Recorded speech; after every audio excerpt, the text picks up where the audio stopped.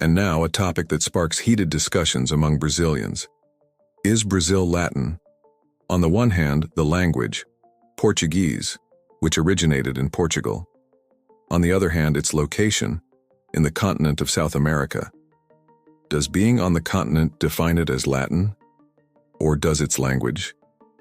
This debate has gone on for ages, even dividing Brazilian identity into those who think it's Latin and those who claim it isn't. The answer may surprise you. After all, the word Brazil itself is of indigenous origin, and when the Portuguese arrived, they found people speaking several local languages. They didn't find any Spanish, nor were they greeted with a bonjour. When you imagine a Latin American, chances are you picture a Spanish speaker enjoying a good paella and living in Mexico. But before European colonization, Latin wasn't spoken in what is today Brazil. The Portuguese changed all of that. In the 16th century, Brazil became a colony, and Portuguese became the main language. Fast forward to today, and over 90% of Brazilians speak Portuguese. However, to say that Brazilians are Latin simply because of their language is kind of like calling every Englishman Latin because they used to rule India. Just because something happened in the past doesn't mean it defines us today. After all, England isn't Latin America despite having ruled so many Latin American territories. Why? Because being Latin isn't just about language. It's about geography too.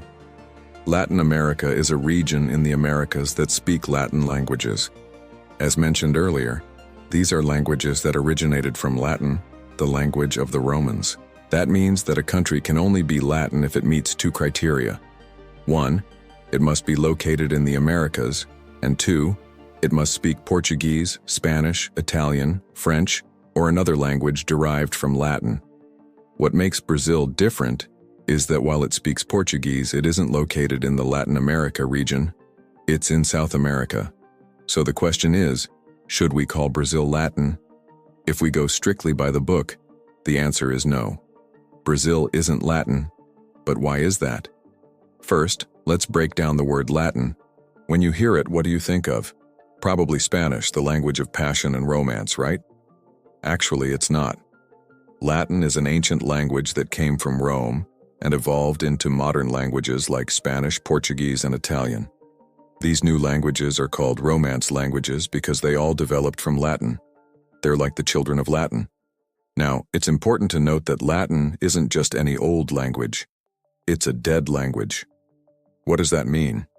It means that back in the Middle Ages, Latin stopped being used in everyday life and evolved into the Romance languages. No one speaks Latin anymore. It's like a language fossil. It existed, we can read it in old books, but no one uses it in conversations.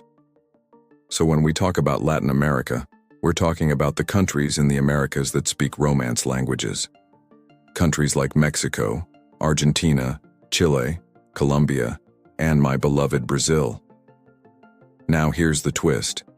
Brazil isn't part of Latin America, but it is in South America. Why? Well, Latin America refers to countries that speak Latin-based languages, not all Spanish-speaking countries. In other words, Latin America includes countries that speak Spanish, Portuguese, Italian, and French. Why? Because these languages are the descendants of Latin, kind of like grandchildren.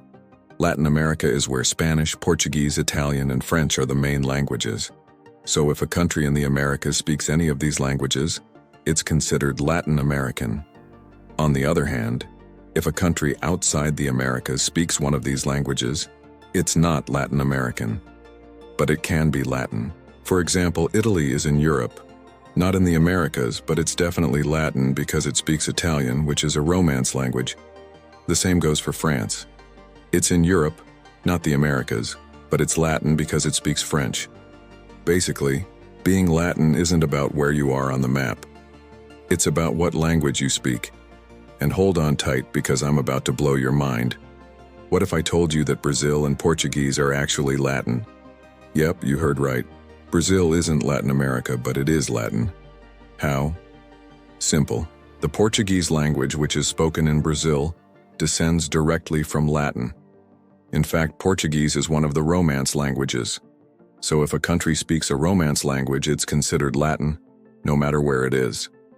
Doesn't matter if it's in Africa, Asia, or Antarctica. If it speaks Latin, it's part of the Latin Club.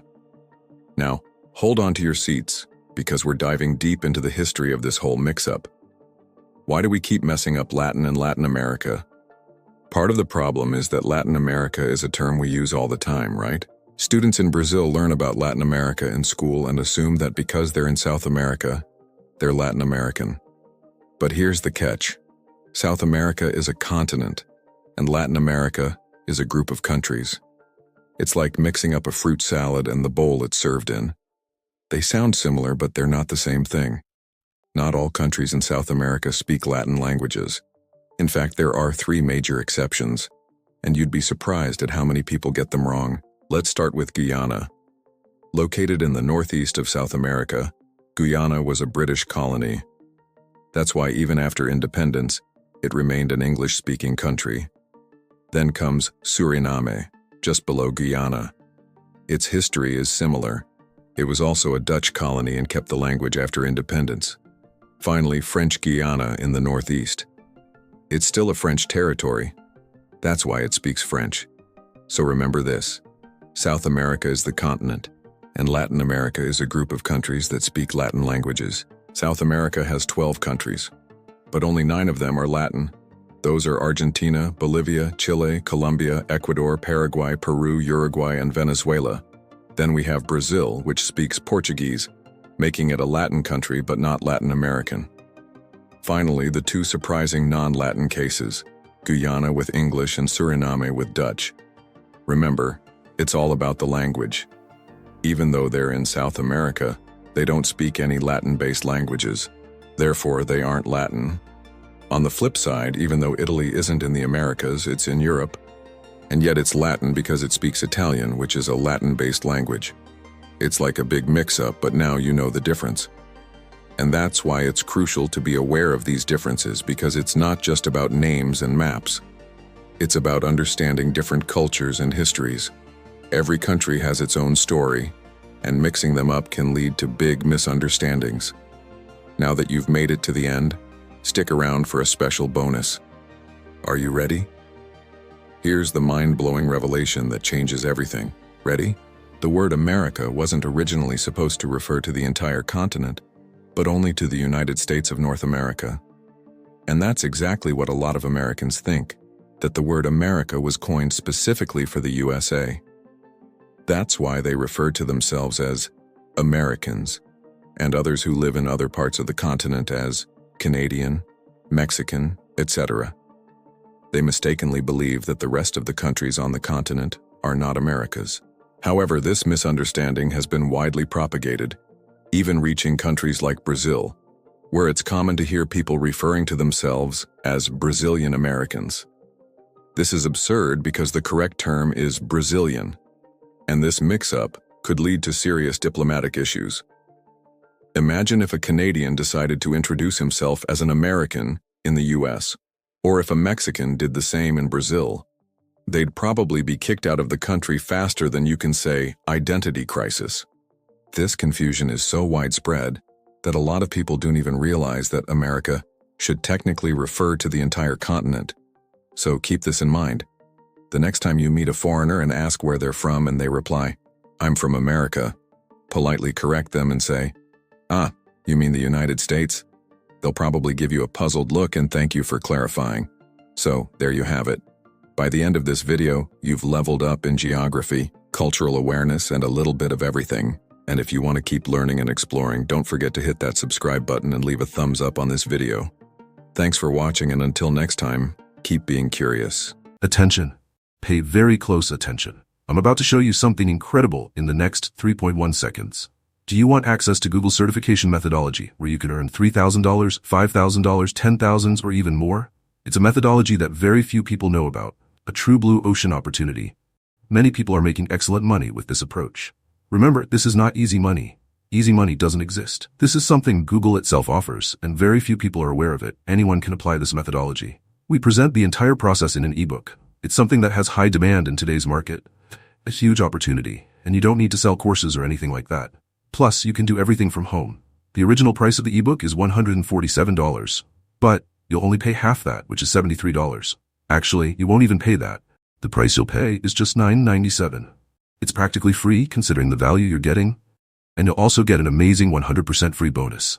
And your risk is zero, because after your purchase, you still have a 7-day guarantee to ask for your money back. We give you access to all the content and the bonus, and you still have the guarantee to get your money back.